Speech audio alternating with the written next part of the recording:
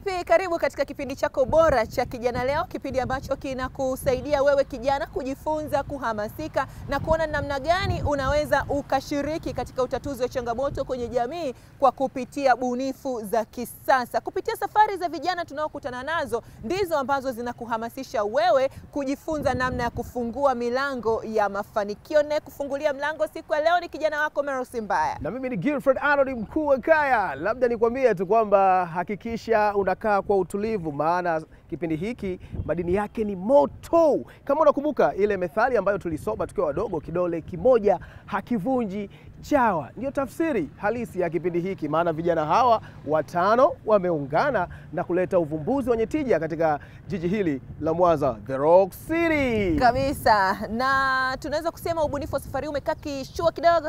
Umepoa hivi kama ulipopoa hapo. Tueleze tupo wapi hapa? Hapa tupo kando ya ziwa Victoria, ziwa kubwa barani Afrika ambalo hutiririsha maji katika mto Nile, lakini pia hutiririsha maji katika bahari ya Mediterranean kwa umbali wa maili 4,000.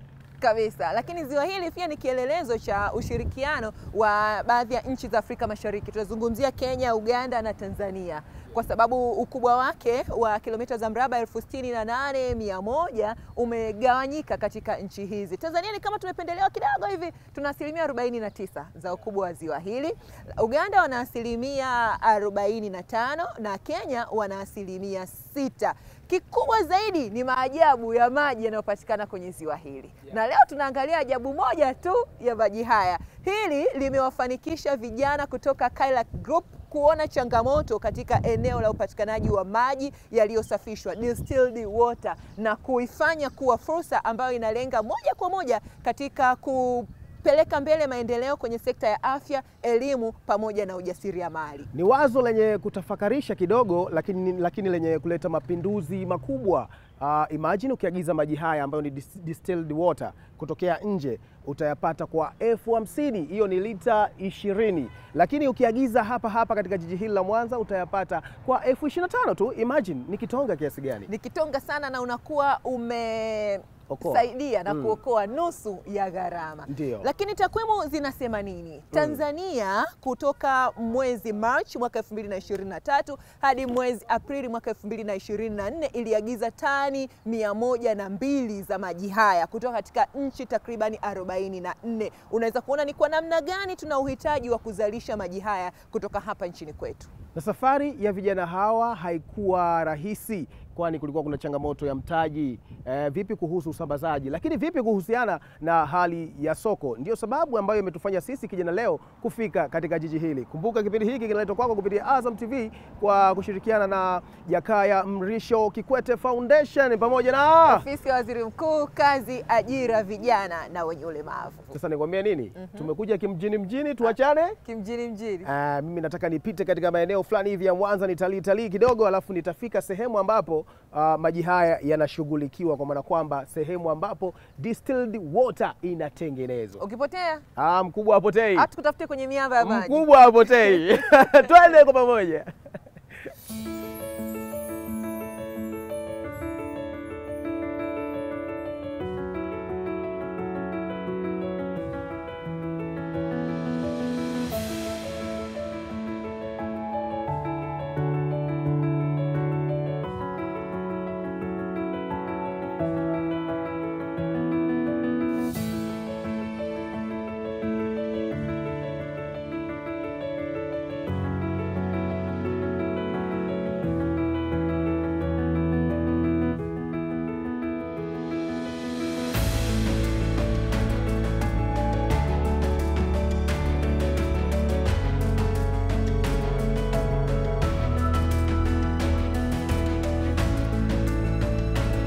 Baada ya kutalii katika jiji la Mwanza nikitokea ziwa Victoria, na sasa sina ugeni tena wala sina kamba mguuni. Shauku yangu ni moja tu, kujua namna gani ambavyo maji yanasafishwa, distilled water. Karibu sana Gfred. Asante sana. Hapa ndo Kaila, karibu. Wow, sehemu nzuri. Yeah. Ila ni mbali. Mbali? Yeah. Kwanza hakuna mbali, kote ni karibu. Kote ni karibu. Karibu sana ofisini kwetu. Asante sana. Yeah, karibu sana ofisini. Hapa ndo ofisini kwetu Kaila. Na utamaduni wetu ni kwamba tukipokea mgeni lazima asaini kitabu. Ndo utaratibu huo. Kabisa. Kwa hiyo karibu kitabu cha wageni. Mambo ya protokali. Protokali. Sasa unaonaje nikiwa wa tofauti labda? Mimi nikafanya hivi. Safi kabisa. Hiyo itasaidia Kaila kukumbuka kwamba tulipata ugeni. Sasa hii hii inakuwa ya tofauti. Kabisa. Kabisa. Alafu tulipokuwa tunasoma huko, tulikuwa tunaandika kwenye mawe. Sisi tumesoma shule ambazo zina mawe. Kwa hiyo na mwanzo umeyakuta mawe. Tulikuwa tunaandika hapa chini akumbukwe. Akumbukwe. Na sisi Kaila tutakukumbuka. Safi kabisa. Karibu sana.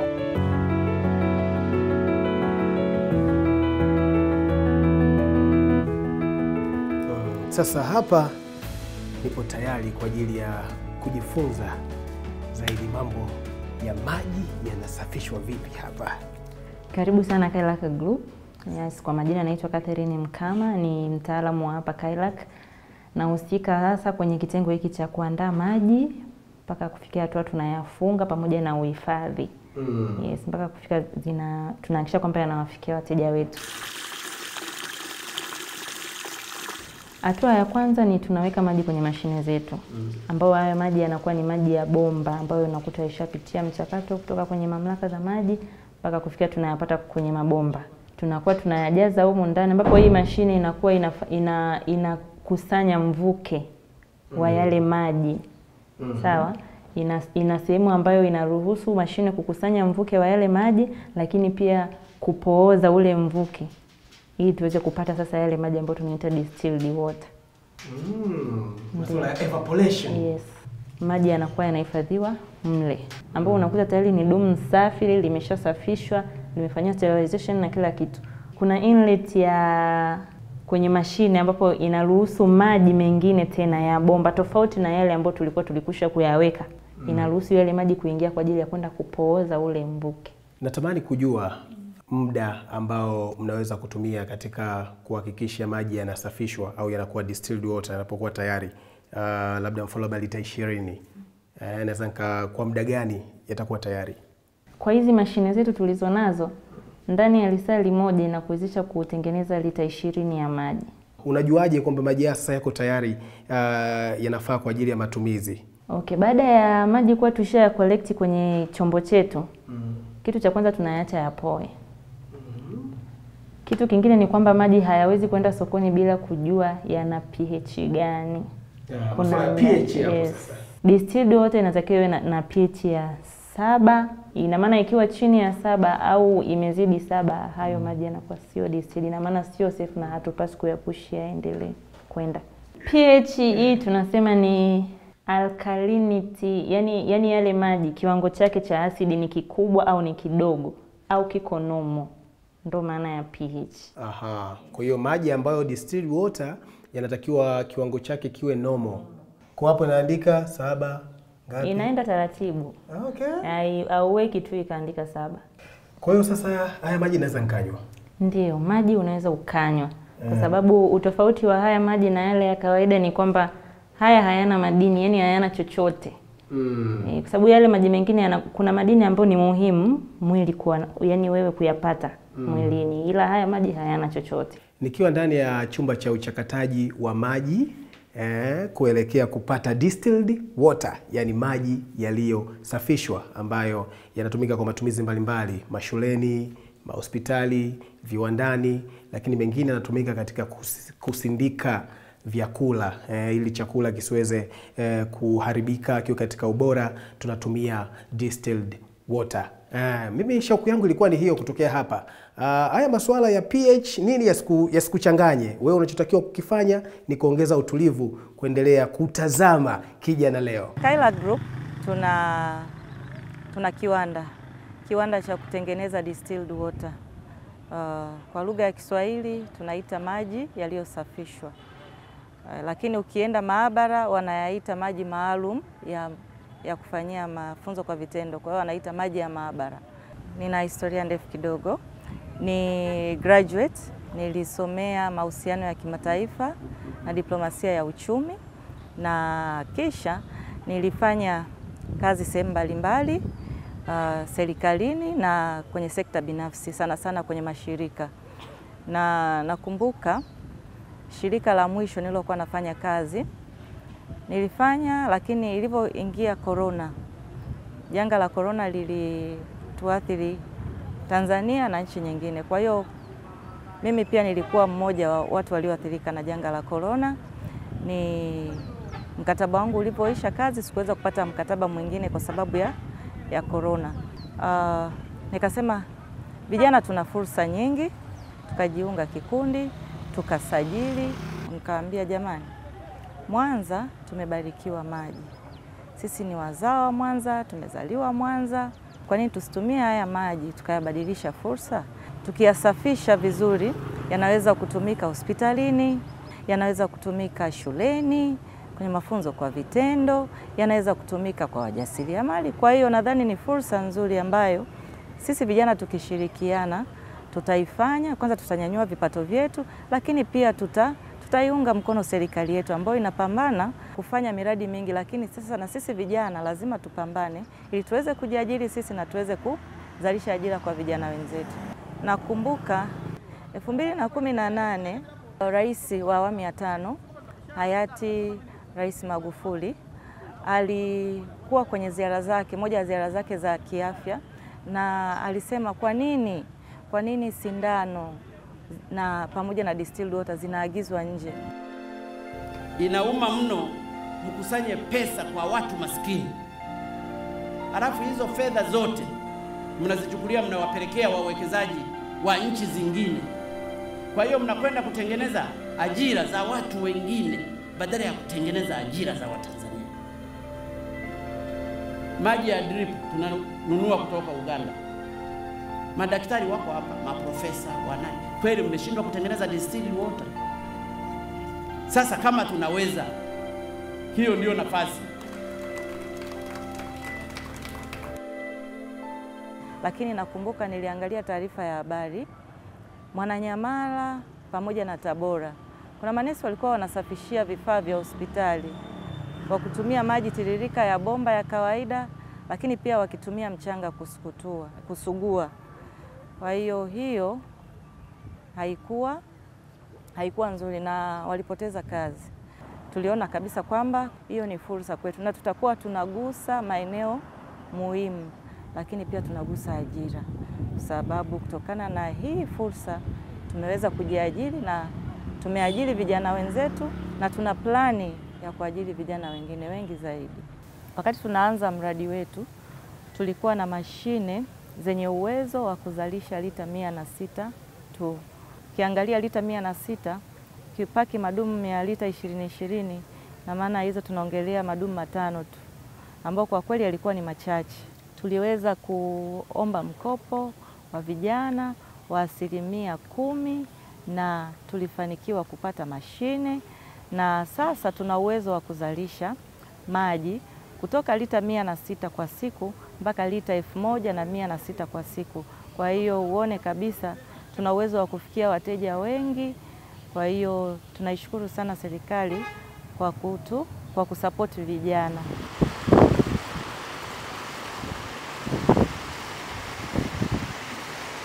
Haya maji kabla hajafika kwa wateja lazima kwanza tuyafanyie tiba, na kuyafanyia tiba tunafanyia kwa kutumia madawa.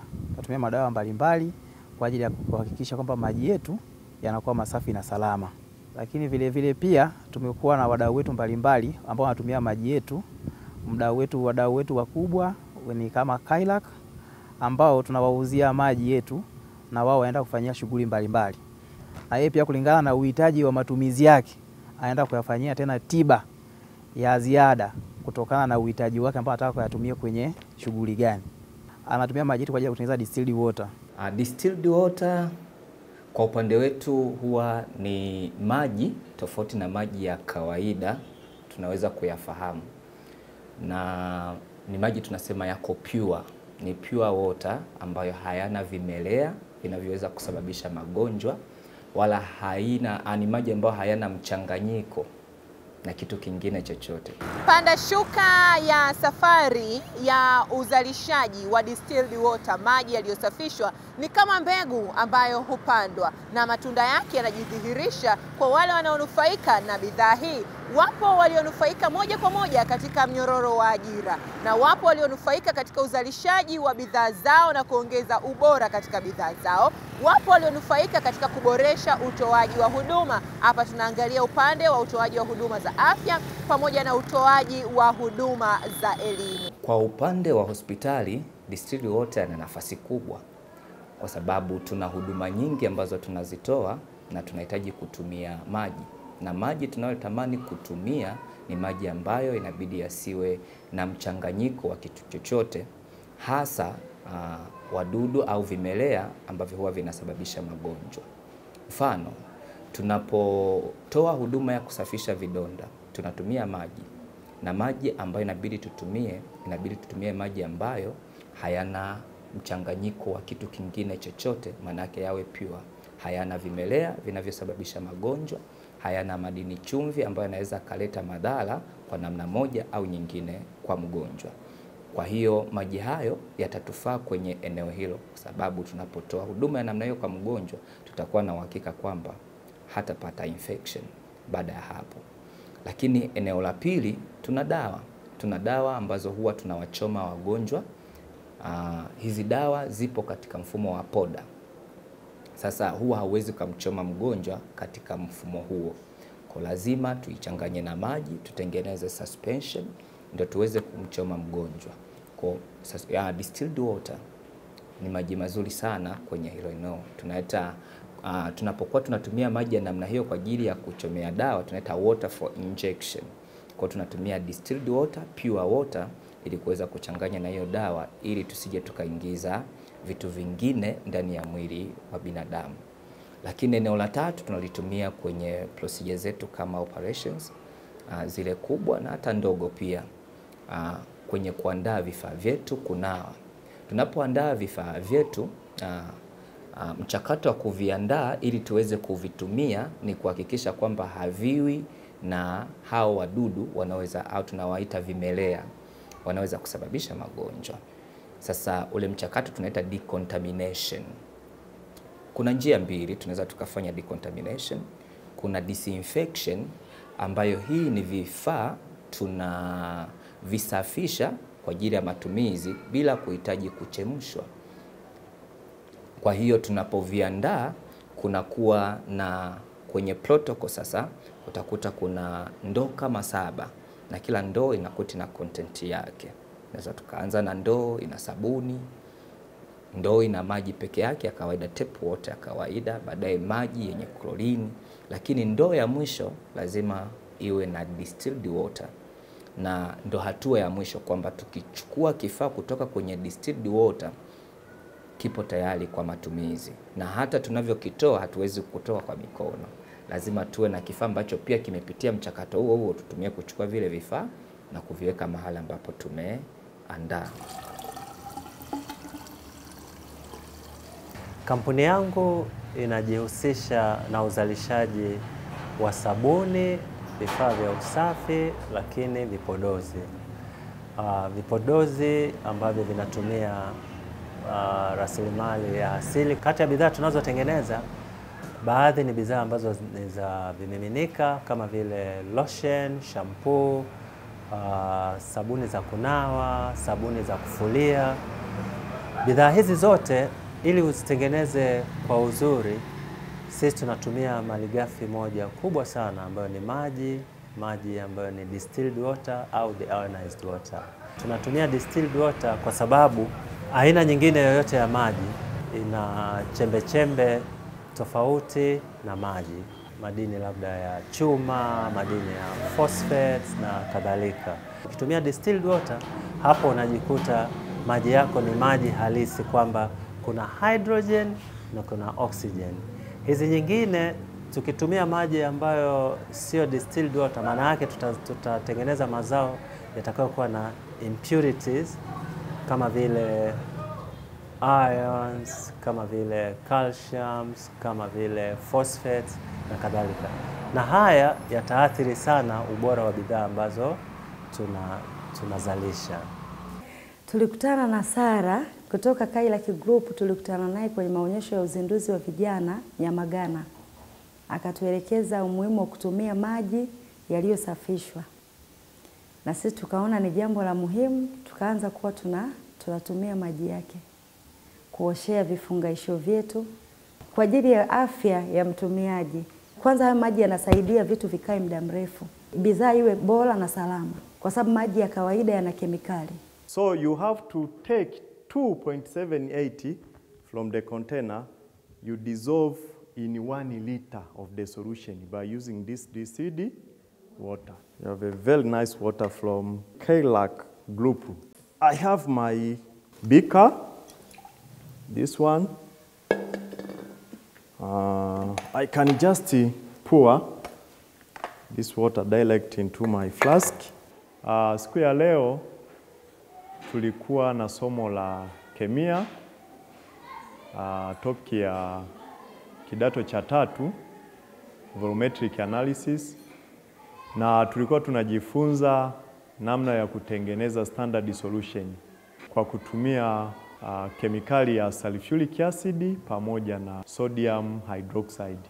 Lakini katika maandalizi haya tumebahatika kutembelewa na kampuni la kutengeneza maji yanayotumika kwa ajili ya kuandaa solution mashuleni ya Kailaki, ambayo tumekuwa tukiitumia takribani miaka 3. Wamekuwa wakituletea maji haya kwa ajili ya kuandaa hiyo solution.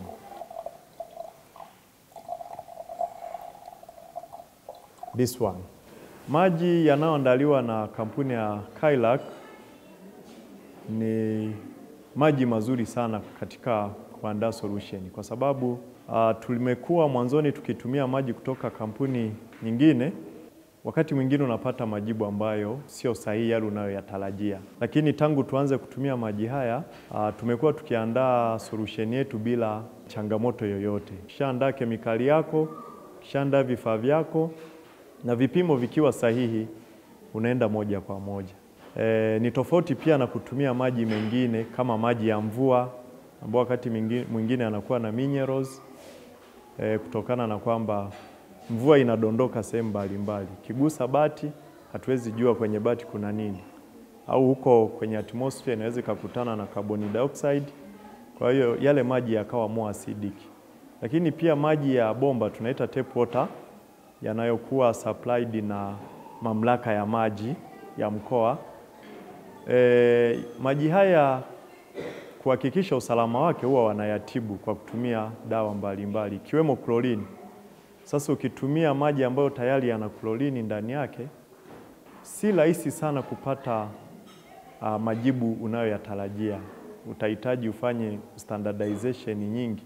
Lakini ukitumia maji ya distilled water, especially yanayotengenezwa na kampuni ya Kailaki, unapata majibu kirahisi. Kwa hiyo distilled water utofauti wake na haya maji mengine, moja, ukitaka kutofautisha kwa uharaka, huwa tunatumia sabuni. Ukiweka sabuni yoyote ya unga au sabuni ya kipande kwenye maji ambayo ni distilled yaliyoondolewa minerals, inatengeneza povu kwa haraka kuliko yale maji ya bomba, kwa sababu yale ya maji ya bomba kitaalamu tunaita bado yanaitwa maji magumu. Sasa usishangae kukwambia maji yamekuwa magumu, ni maji magumu kwa sababu ya aina ya madini yaliyopo pale. Distilled water inachemka kwa boiling point ya kawaida ya maji ya kitaalamu ambayo ni centigrade 100.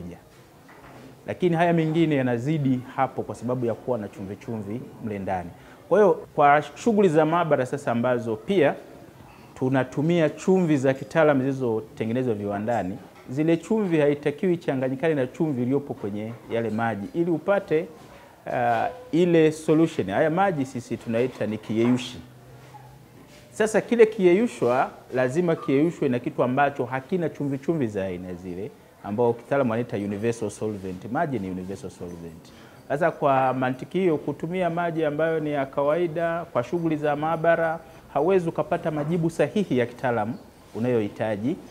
Uwepo wa kiwanda cha Kailac hapa Mwanza na sisi tukiwa tunazalisha bidhaa zetu hapa Mwanza, hii imekuwa msaada mkubwa sana, kwa sababu hatuhitaji kwenda mbali sana kutafuta distilled water, ambako watu walikuwa wanapata deionized water. Kwanza ilikuwa ni foleni kubwa, na saa nyingine upatikanaji unakuwa wa shida, wewe unataka kuzalisha, maji hayapo. Lakini kwa Kailac nikiweka oda, mimi sikosi maji wakati wote ninapotaka kuzalisha. Kwa hiyo kwetu imekuwa mkombozi sana. Napenda kutoa ushauri kwa wazalishaji wa bidhaa zinazotumia maji, watumie distilled water, na hii isisitizwe kuanzia kwenye ngazi ya mafunzo. Kwa mfano SIDO anatoa mafunzo ya ujasiriamali, lakini kuna watu wengi sana wanatoa mafunzo ya ujasiriamali lakini hawatoi msisitizo katika matumizi ya distilled water. Hivyo basi, ili kupata mazao mazuri ambayo yanaweza ambayo hayatakuwa na madhara katika au mazao au kwa mtumiaji, ni vizuri na ni muhimu kabisa kutumia distilled water. Uwepo wa kiwanda hiki tunapata unafuu wa gharama, kwa sababu hawahitaji kusafirisha kutoka mkoa mmoja kwenda mwingine. Ni rahisi kuletewa maji kwa haraka. Ni faida kwetu kwa mashule yaliyopo jijini Mwanza na maeneo ya jirani.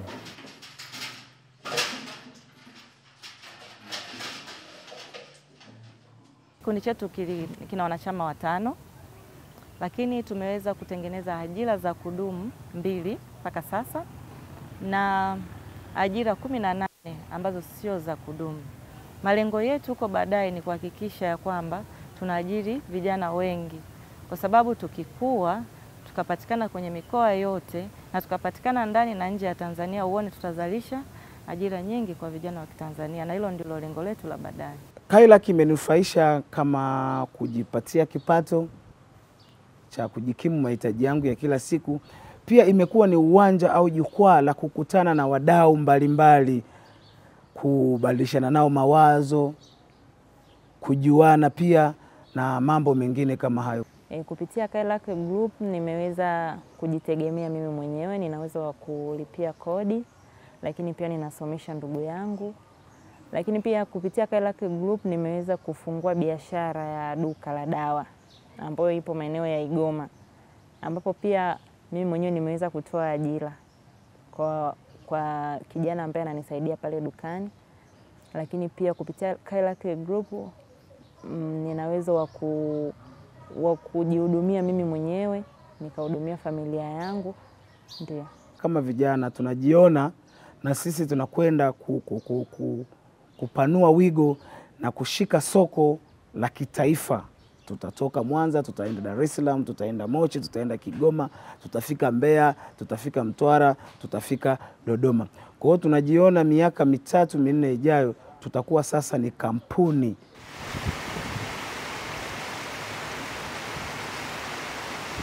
MWAUWASA ambao ni mamlaka ya maji safi na maji taka hapa jijini Mwanza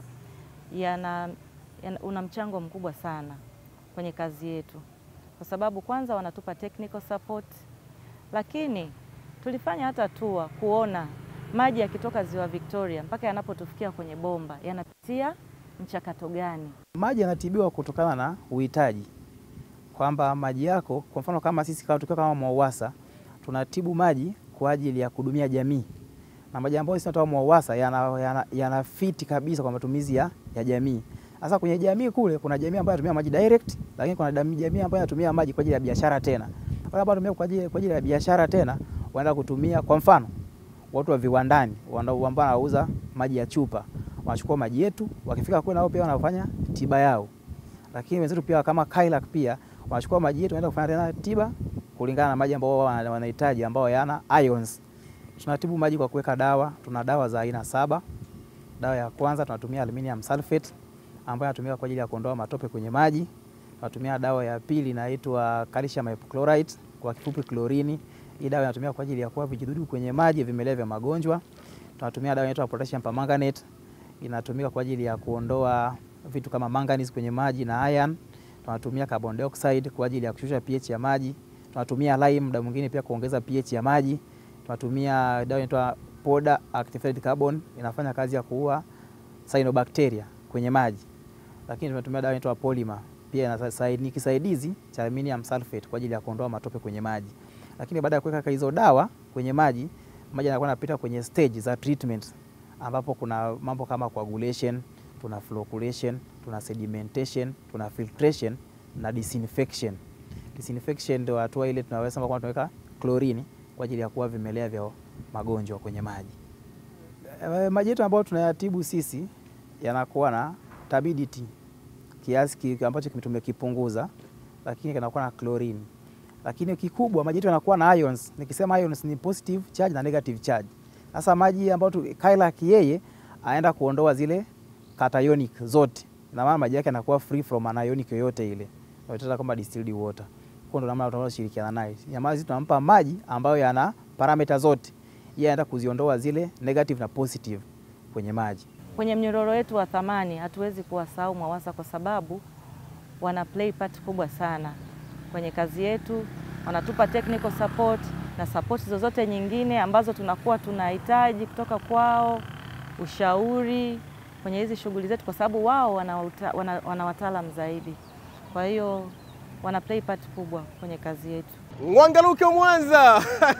Ukifika katika jiji hili, The Rock City, Mwanza, moja ya kitu ambacho unatakiwa kukifanya ni kujua hata salamu kidogo. Nani ambaye anasema sijafika Mwanza? Hapa ni wapi? Na moja ya alama maarufu katika jiji hili ni hiyo alama ya samaki akicheua maji ambayo yanatufanya sisi kijana leo kufika katika jiji hili. Lakini sio maji tu, bali ni distilled water, yani maji yaliyosafishwa, na tumeweza kuona wanufaika katika upande wa mahospitali, lakini katika upande wa mashuleni, lakini vile vile tumeweza kuona wajasiriamali wakichukua fursa katika hili. Sasa twende kwa Messi Mbaya ambaye yuko na jopo la vijana wakipeana maarifa katika namna gani ya kutafuta fursa katika jamii zinazowazunguka.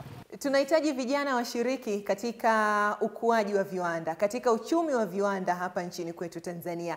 Lakini ni nani anayewalea vijana hawa? Ni changamoto gani wanazokutana nazo? Wao wana ndoto zipi katika uanzishwaji na uendelezwaji wa viwanda? Ndicho tunachokiangalia siku hii ya leo, na kwa kuwa tunahakikisha kwamba mazingira mazuri ya kuandaa hawa vijana katika kuanzisha viwanda, na ndio maana sisi tumeamua kutengeneza mazingira hayo kufika moja kwa moja siku ya leo mjadala wetu na kuleta katika shirika la kuhudumia viwanda vidogo SIDO. Mnaowaona hapa ni vijana wajasiriamali. Kila kijana aliyepo hapa ni mbunifu, na kila kijana aliyepo hapa atakuwa ni mmiliki wa kiwanda kikubwa ajaye, si ndio jamani? Kabisa. Lakini kipekee kabisa ningependa kuwatambulisha wenyeji wetu SIDO ambao wamehusika na sisi hapa, wameshiriki na sisi kwa siku hii ya leo, ndio waliotukaribisha, lakini nao wanashiriki wakiongozwa na meneja Bakari Songwe ambaye ni meneja wa shirika la kuhudumia viwanda vidogo SIDO kwa mkoa wa Mwanza. Pembeni yake yupo Bernard Kapaya ambaye huyu ni mjasiriamali lakini pia ni mwalimu katika eneo hili la ujasiriamali. Amekuwa akitoa ushauri, tunazungumza naye hapa, lakini naye atatupatia ushauri wake. Karibu sana. Kwa kwanza kabisa tunaangalia kukuza biashara, changamoto na fursa kwa vijana katika kuanzisha viwanda. Lakini je, kwa upande wa kanda ya Ziwa kuna fursa zozote za vijana kuanzisha viwanda hapa? Kama zipo, ni zipi? Tunaweza tukazitaja kwa haraka, lakini kama hazipo ni kwa nini, ili tuweze kuangalia namna gani tunaweza tukasonga mbele. Jibu ni ndio. Kwa sababu cha kwanza tuna rasilimali ambayo ni adimu sana. Tuna ziwa, tuna maji ambayo yanafaa kwa matumizi. Kama tunafahamu 97.2 ya maji yote yanayopatikana duniani hayafai kwa matumizi, au labda yanafaa lakini yanachagua aina ya matumizi, na 2.7 au 8 ndio maji ambayo ni soft water, tunasema maji laini ambayo yanafaa kwa matumizi yote. Kwa hiyo sisi kwa Mwanza tuna rasilimali maji. Hapa sisi tuna kwenye sekta ya viwanda tunajua kutengeneza mfumo wa kompyuta ambao inakuwa application kwa ajili ya kuwasaidia wajasiriamali wenye viwanda kutunza kumbukumbu kwa ajili ya viwanda vyao. Tunajua biashara nyingi zinapokuwa zijawekwa katika kumbukumbu nzuri, ni rahisi kwenda, kwa sababu tumefundishwa tangu tupo wadogo kwamba mali bila daftari hupotea bila daftari, mali bila daftari hupotea bila habari. Sasa kutokana na hiyo tukaja na mfumo ambao unasaidia watu wenye viwanda vidogo kutunza kumbukumbu zao, na kutokana na hiyo wanaweza kupata mikopo, wanaweza kupata faida kubwa sana. Kiwanda cha kusaidia viwanda, si ndio? Sawa sawa. Haya, Sara, tueleze, kabla haujaanzisha hiki kiwanda chako, ulikuwa unahisi Mwanza ya viwanda inawezekana, na baada ya kuanzisha hiki kiwanda umegundua nini juu ya kuwezekana kwa Mwanza ya viwanda, na hasa tukihusisha vijana katika ushiriki wako kwenye uanzishaji wa viwanda? Kabla ya sijaanzisha mradi, sikuweza kufahamu kwamba mambo ya viwanda yanawezekana hasa kwa Mwanza. Lakini mimi pia nimepitia SIDO, ni mwanafunzi wa SIDO, kwa hiyo hapa ni nyumbani, na nilipata mafunzo ya food processing technology, na nimefurahi pia nimekutana na wenzangu wengi hapa, tumesoma wote SIDO. Kwa hiyo kuanzia hapo nilianza kuona ya kwamba mambo ya viwanda hasa Mwanza yanawezekana. Sasa pia nikaanza kuwaza, ndio niko exposed kwenye ulimwengu wa viwanda, lakini nitafanya nini? Kwa hiyo pia ilinisaidia kuanza kulink na ndoto yangu.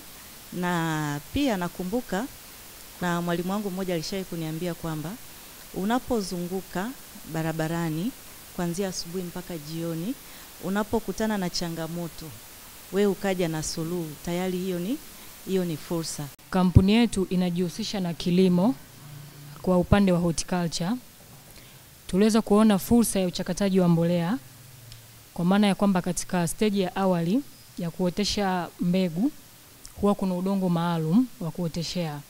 Kwa hiyo sisi kama kampuni tuliona fursa ya kuchakata uchafu, kubadilisha kuwa mbolea, na mbolea ile tunaitumia mahususi katika kuotesha mbegu za mboga. Kwa unaweza kusema kipekee ni fursa kubwa tulionao kwa sasa. Unaisaidia jamii kusafisha mazingira kwa namna moja ama nyingine, na pia tunaweza kuzalisha chakula kwa namna nyingine. Unaweza kusema kupitia hilo tunapata production inaweza kuwa nzuri, kuanzia process ya awali ambayo ni nursery mpaka process ya kuvuna. Tunaweza kuzalisha kwa kiwango kikubwa, na kwa baadaye pia tunafikiria tuweze kuifanya hiyo mbolea iwe kuwa biashara. Tumekuwa kwenye jamii tunawaona watu wanaokota takataka ni machizi. Alafu ukiwauliza hizi takataka mnazipeleka wapi, wanakuambia sehemu fulani. Ukifuatilia kule wanakuambia kuna Mchina anakuja kuchukua. Na ukiingia madukani bado unaona kuna bidhaa tena za China. Na ukija kwenye mitandao ya kijamii inaonekana mtu ambaye anafuata mzigo China ni mtu aliyefanikiwa. Kwa hiyo nikawa naona ni kama vile mbona wanachukua kitu ambacho tunacho wanakipeleka kule wanakizalisha, hatuwezi kukizalisha wenyewe. Kwa hiyo sasa katika kujihoji hivyo tukaanza kuangalia takataka zipi tunaweza tukazipata kwa unafuu na tukaweza kuzifanyia kitu. Kwa hiyo tukajaribu takataka mbalimbali. Kwa hiyo tukaanza na makopo, tukaja makaratasi haya au maboksi, tukafuata na hizi styrofoam, na tuna project ya vioo. Kwa sababu tulichogundua pia vioo vingi vikivunjika havina repair, lakini tunaweza tukavifanyia mchakato vikarudi kama bidhaa nyingine, aidha ya urembo au gololi kama unafahamu, lakini pia zinaweza zikatumika kama nishati ya kupikia. Kwa hiyo fursa sisi tuliiona kupitia kujihoji. Si kwa upande wetu fursa tuliweza kuiona kutokana na kuangalia eneo linalotuzunguka. Asilimia kubwa wana miti ya maembe, lakini maembe yake yanaishia kuliwa na wadudu, kuliwa na mbwa, kuharibika pale chini. Kwa hiyo tukaona tukija na mashine tukawasaidia kutengeneza juisi, tutauza, tutakuwa tumeshasaidia. Ya unga na ya maji pia. Ya unga ni rahisi kuhifadhi kwa muda mrefu tofauti na ya maji. Sawa sawa. Jirani yako hapo anasemaje? Jicho la ziada liliwezaje kulipata? Asante, mimi naitwa Naisi Mutashobia. Ni mbunifu kutoka chuo cha CBE. Sisi tuliangalia kwenye jamii zetu tatizo la umwagikaji wa maji. Kwa mfano bomba limepata leakage, likipata leakage linavujisha maji. Kwa hiyo yale maji zinatokea changamoto kwamba majumbani ambapo wanasoma mita inakuja ina gharama kubwa. Kwa hiyo inakuwa shida na changamoto kwa wengine kukabiliana na hizo gharama za bili ya maji. Kwa hiyo sisi tulivyoangalia tukaona kwamba tukitengeneza hiyo sensa ya maji itasaidia kutokana na hizo changamoto za kuletewa bili kubwa ya maji na kuondokana na hilo tatizo. Sisi fursa tuliona katika wingi wa watu. Maana wazazi wengi wako busy sana. Hawana muda wa kuangalia especially watoto na wagonjwa. Kwa hiyo sisi fursa yetu ipo kwenye lishe. Kwa hiyo wazazi na walezi wanakuwa wako busy sana especially kuangalia watoto, kuwazingatia kwenye kula, kwenye kuwalea. Kwa hiyo sisi tunadili kwenye lishe. Sisi fursa tuliona kutokana na wafanyabiashara wadogo wadogo. Kwa hiyo tuliweza kuja na idea kutengeneza mashine kwa ajili ya wafanyabiashara wadogo wadogo, ambao mashine hiyo ni kwa ajili ya kukunja na kukata box. Tuliona hii fursa kwa sababu unakuta ni mfanyabiashara ni mdogo, kiwango chake cha kuproduce kipo chini, lakini pia unakuta product yake hana uwezo wa kwenda katika viwanda vikubwa na kutoa oda kubwa. Kwa hiyo sisi tuliangalia wafanyabiashara wadogo kwamba wana uwezo wa kupress order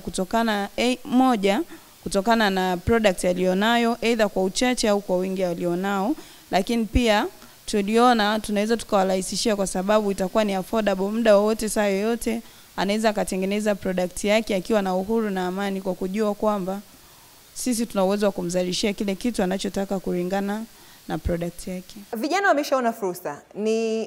Hatuwezi kusema ni jambo rahisi, lakini ni hatua ya awali. Tunakwama wapi sasa katika kubadilisha hizi fursa kwenda kuwa kwenye vitendo, kuanzisha sasa hivi viwanda vyetu sisi wenyewe vijana? Vijana wengi sana wamekuwa waoga kuitafuta elimu. Analo wazo, SIDO anaijua, pengine anashindwa kuifikia. Kuna mashirika mbalimbali yanayotoa fursa mbalimbali za mafunzo, vitraining vidogo vidogo, labda vya ujasiriamali, namna ya kuanzisha biashara, namna ya kuanzisha kiwanda, vitu kama hivyo. So ni vizuri mtu akafanya utafiti, lakini akatafuta kutoka either kwa wazoefu au kwenye mashirika mbalimbali yanayotoa msaada kwa vijana. Na kwa kufanya hivyo unaweza ukawa umekidhi vigezo vya hatua ya awali. Wengi wanasema mtaji.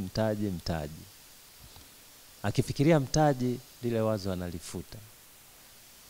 Kumbe kuwa consistent kwa kile unachokiwaza, kile unachotaka kukipambania, vision yako, unataka uwe nani huko baadaye. Hiyo inaweza ikakusaidia kukutengenezea nguvu ya kusonga mbele. As you tune your mindset, ndio inaweza kufanya uthubutu kufanya ama usifanye. Lakini jambo jingine nilikuwa nataka pia kuzungumzia kuhusu masuala ya hii motivation and aggressiveness. Ushawishi ama ukitamani jambo unahitaji kujenga ujasiri na hamu ya kulifanya. Kwa sababu kama hauna hamu, hauna ujasiri, changamoto zitakazotokea kwenye jambo hilo hautaweza kupambana nazo. Na mwisho wa siku utaishia kukata tamaa, utaachia fursa ambayo baadaye miaka 3 mbele akifanya mtu mwingine unabakia unashangaa kwamba amefanyaje, kumbe alikushinda kwenye swala tu la utashi. Unaona? La kingine uvumilivu. Biashara tumezilea kwa miaka mingi, lakini hata hao ambao wameanza sasa hivi na biashara pengine hazijafika miaka 10 au 5, lakini viko vitu, kuna challenge mbalimbali wamekutana nazo mpaka kufika hapo walipo sasa hivi. Kwa hiyo kiwango cha uvumilivu kinahitajika kwenye kutekeleza wazo ama kufikia ndoto yako. Haya, tungekuwa tupo tunasoma risala tungesema ndugu mgeni rasmi, palipo na mafanikio hapakosi changamoto.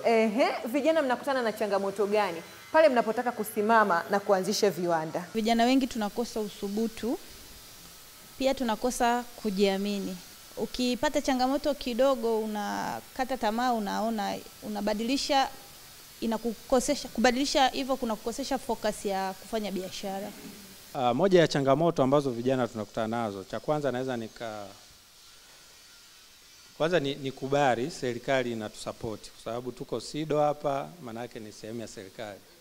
Lakini kwa upande huo huo bado naona kuna changamoto kwa upande huo huo wa serikali. Tupo vijana tumetengeneza solutions ambazo zinaweza zikaisaidia jamii.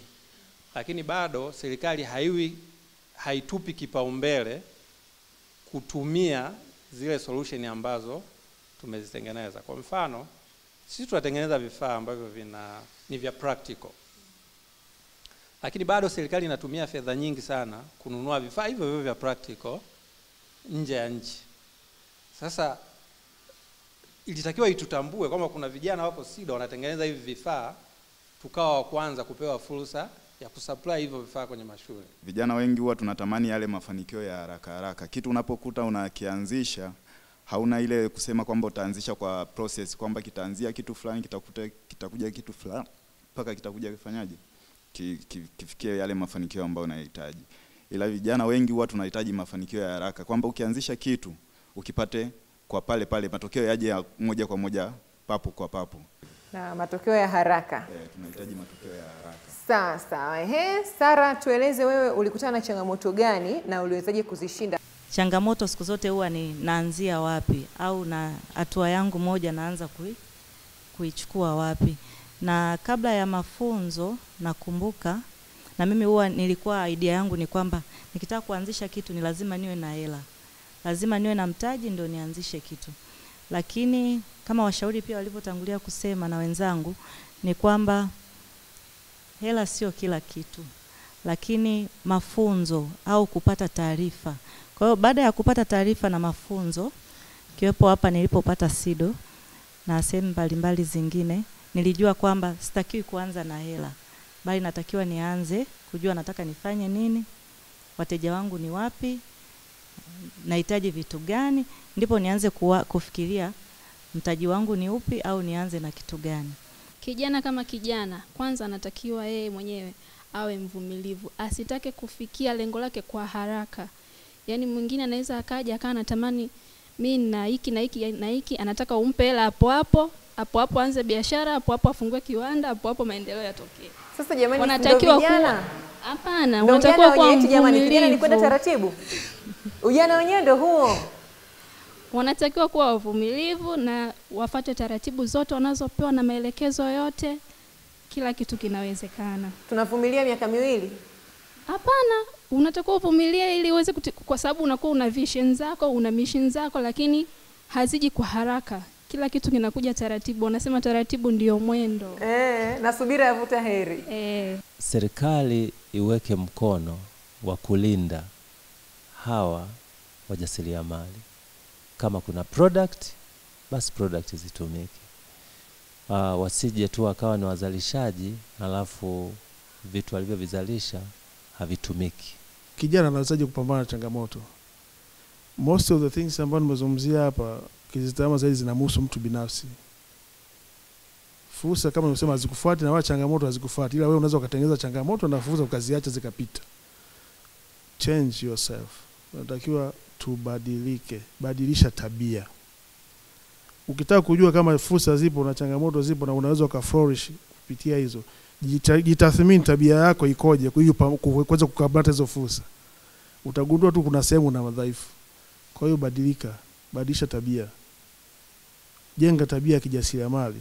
Kubadilisha tabia sio maana yake ukose adabu, lakini ujenge tabia ambayo inakufanya siku zote unawaza kufanya kitu ambacho kinaweza kukufanya utoke sehemu moja kwenda sehemu nyingine. Usipokuwa na tabia nzuri, hata tukiwekea hapa mitaji ya milioni, sijui tukakwambia fursa ndio hii. Fursa haijitengenezi kuwa kiwanda wala haijitengenezi kuwa biashara. It is you make them.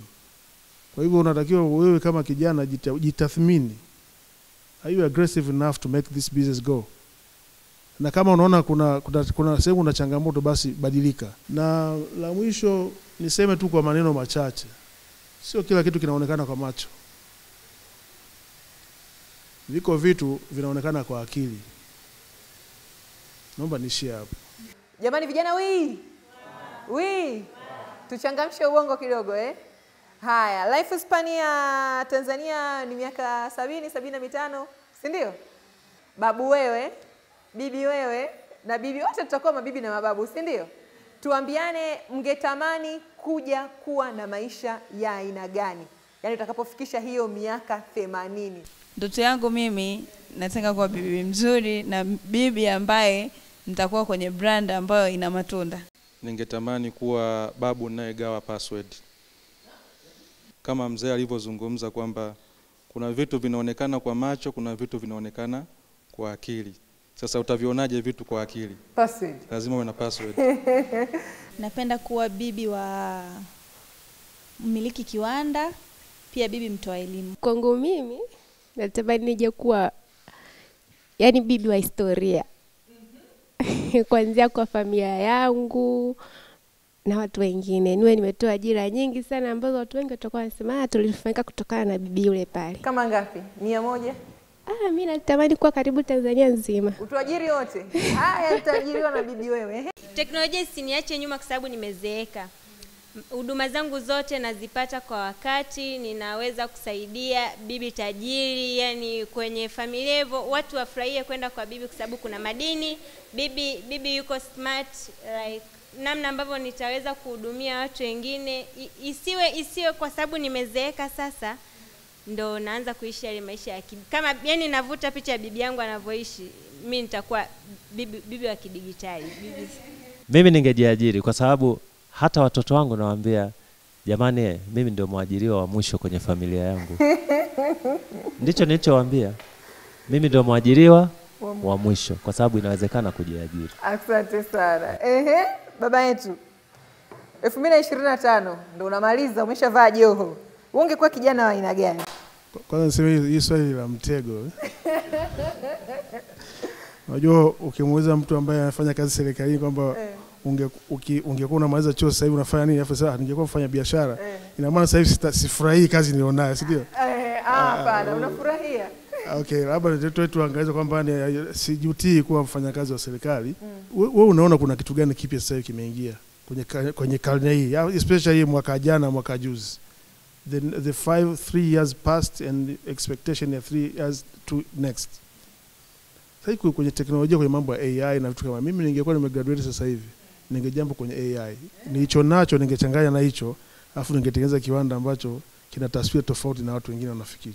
Asanteni sana, umekuwa wakati mzuri. Tumefurahi kuwa na nyie. Asanteni sana kwa kuwakilisha vijana wa jiji hili la Mwanza na kwa kile ambacho mmekizungumza. Kwako wewe ambaye unatutazama kutoka nyumbani, tumeambiwa hapa kwamba mabadiliko yanaanza na wewe. Namna ambavyo unaweza kutengeneza kubadilika itaanza na wewe. Changamoto kweli zipo, lakini wewe nafasi yako ni ipi? Wewe unafanya nini kuona fursa na kuona nafasi ya kuanzisha kiwanda pale katika eneo linalokuzunguka? Basi niseme langu jina ni Meryl Simbaya. Mimi ningekuwa bibi, ningetamani kuwa bibi wa aina gani?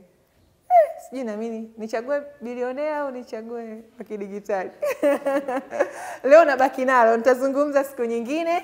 Tunahitimisha hivi kutoka hapa tukiwa tayari tuna ari ya kuanzisha Tanzania ya viwanda, kuiendeleza, na hasa vijana tukiwa ndio ambao tunashika hatamu. Asante sana kwa kutusikiliza kwa siku ya leo. Kutoka Dar mpaka Mwanza, safari ni ndefu sana, sometimes kuna kuchoka humo katikati, lakini inategemea unatumia usafiri gani. Kabisa.